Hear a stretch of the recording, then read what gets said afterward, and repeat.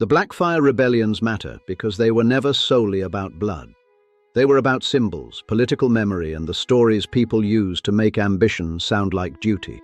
Daemon possessed a claim because Aegon legitimized him, because his mother was a Targaryen princess, and because he carried Blackfyre. Daeron possessed the stronger lawful claim. Supporters on each side nevertheless described their loyalty as honorable. Supporters on each side nevertheless described their loyalty as honorable. The conflict demonstrates a recurring truth of Westeros. Legitimacy is partly law, partly force, and partly agreement. When enough swords accept a story, that story becomes a political fact. The rebellions also created institutions and rivalries that outlived their founders. Bloodraven's fearsome statecraft grew from the need to detect Blackfyre plots. Bitter steel created the Golden Company to prevent the exiles from dissolving into history. The company became one of the most formidable military organizations in Essos. This brings us to the unresolved mystery surrounding the young man presented in the novels as Aegon Targaryen, son of Rhaegar. Some readers suspect that the claimant known as Young Griff is actually descended from the female Blackfyre line, and that the Golden Company's support reflects its ancient purpose. The published books have not confirmed this theory.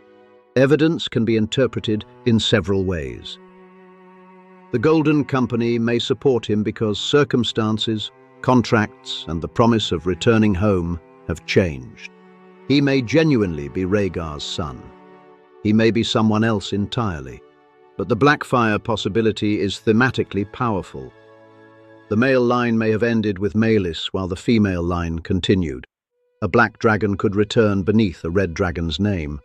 After generations of failed invasions, the final Blackfyre strategy would not be to oppose House Targaryen, but to arrive claiming to be its rightful heir.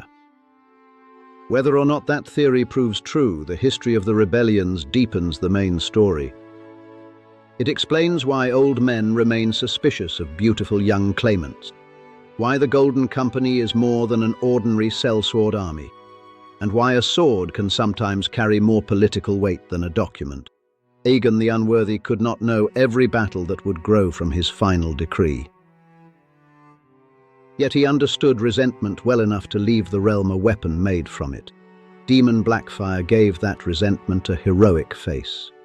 Bitter steel gave it an army. Bloodraven gave the throne the ruthless machinery required to resist it. Their descendants and followers repeated the struggle until the names became heavier than the people carrying them. The Blackfyres lost 5 times. Still, defeat did not make them irrelevant.